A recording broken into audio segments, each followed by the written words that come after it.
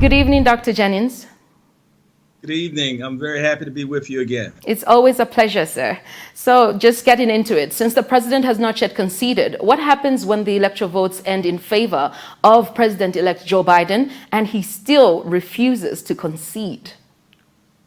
Well, given that this is his activities and the lawsuits have amounted to what many observers believe is an attempted electoral coup d'etat, he's likely to continue to deny that Biden won and to accept his defeat. However, on January 20th at 12 noon, there will be a new president and a new vice president, and all levels of power will be passed to President-elect Joe Biden and Vice President-elect Kamala Harris. The other thing I should mention with respect to his failure to concede is that he has asked his supporters and many people within the Republican Party to also adopt that position. And this is quite dangerous. It amounts to sedition, and the act of refusal is something that's sort of unprecedented.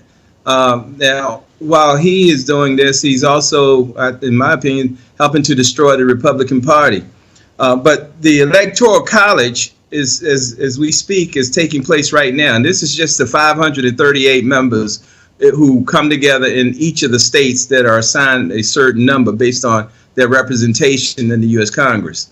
And they are certifying the votes that took place. It is possible that some could change their votes, but that is not likely to happen because in this case, Biden and his team were very careful in making sure that they selected only the most loyal and high-profile people, electors like the mayor of Chicago or former President Bill Clinton and former Secretary of State Hillary Clinton.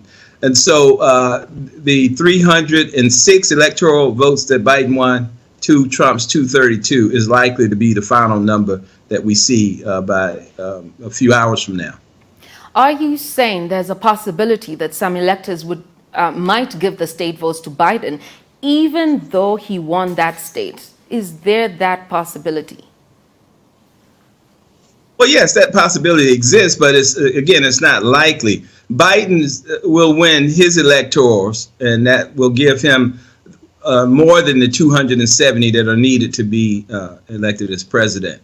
What Trump has been trying to do is to get the state of Pennsylvania, the state of Wisconsin, the state of Michigan, and the state of Georgia to change their votes. And there was a lawsuit that he joined that was filed by the Attorney General of Texas to say that what went on in these states I just mentioned was wrong. That was kicked out without even an opinion from the court. They rejected it outright. And so there's nowhere else for him to go other than to promote hatred, as they did this past Sunday in Washington, D.C., when members of this white nationalist group called the Proud Boys attacked people and defaced a number of black churches, such as the Metropolitan African Methodist Episcopal Church. It's a church that I attended a number of times when I lived in Washington. And so this is a moment when this country really needs to find new people who love their country and respect the country's constitution.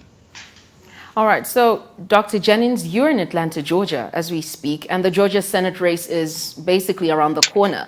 How are people campaigning, and what are the projections for the candidates running? Well, this is Georgia has become the center of the political universe of the United States.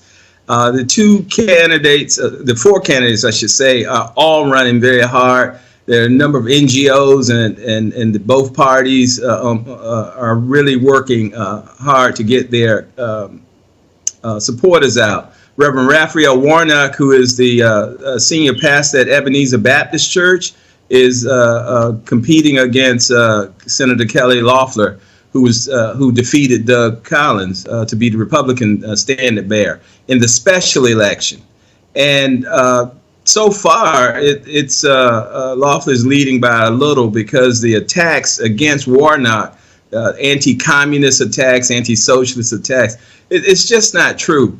But that's what Loeffler is doing to mobilize the Republican base. Warnock, on the other hand, is appealing to the everyday Georgian who is suffering tremendously from this COVID-19 pandemic and unemployment issues, food issues, etc. In the other race, Senator Perdue, who is the incumbent, is being challenged by John Ossoff, who is a newcomer, but he worked with Congressman John Lewis. It looks like there's going to be a very high turnout. So far, over 1.3 million mail-in ballots have been requested, and those tend to favor the Democrats. At the same time, on the Republican side, because you have Donald Trump saying that the elections were rigged, he's attacked the Secretary of State who oversees the elections, he's attacked the state governor, but yet he's trying to ask his supporters to participate in the electoral process. These mixed messages have led to a situation that people aren't sure if the Republicans are going to come back out in the way they did for Donald Trump. In any case, it's possible that the Democrats could win as Biden won the state in November. In fact, he's won the state 3 times now, given the recounts that have taken place. All right. Now, I do have to ask that today, I do know that the Pfizer vaccine has been couriered all over almost 50 states in your country, and that, they're being taken around the country using FedEx, using the postal service. How's the reaction? How are people handling this introduction of the Pfizer vaccine? Well, they are using these 2 companies, FedEx and UPS. They're not going through the U.S. Postal Service that was really manipulated during the electoral process. So those companies have their own aircraft. This is being seen as one of the major breakthroughs in this country, similar to, some people are comparing it to the decision to go to the moon. It was a very rapidly developed vaccine. The question is, how will it be distributed? There are a number of communities, especially the African American community, that has been disproportionately impacted, as well as the Latino community, that may not have trust in these public health institutions that were dominated by Republicans and oftentimes didn't provide accurate or up-to-date information. But this vaccine has been a welcome development, and in Georgia, the state is 6th in the number of confirmed cases and 9th in terms of deaths. Between the ages of 35 and 44, African Americans are over 1/3 of the 16 million cases in this country. So we are looking forward to this vaccine being distributed in an equitable way, especially among the most vulnerable. All right, that's something I have to just clarify with you. So you're not, you're not yet aware of whether they're starting with frontliners, or are they giving it straight to your mailbox, or, the whole procedure as to how people will get a hold of this vaccine has not yet been laid out? Well, no, at the local level, they have processes in place, although it's not necessarily publicly known.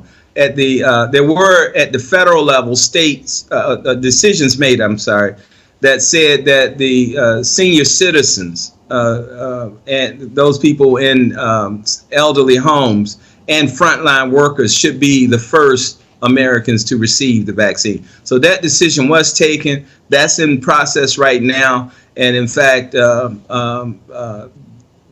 there's been some mention that by March, the vaccine will be available at some of the pharmacies.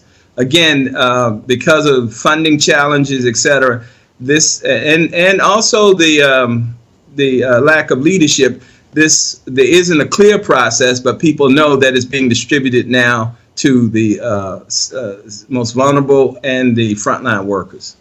All right. Anything else you'd like to add before I let you go, Dr. Jennings?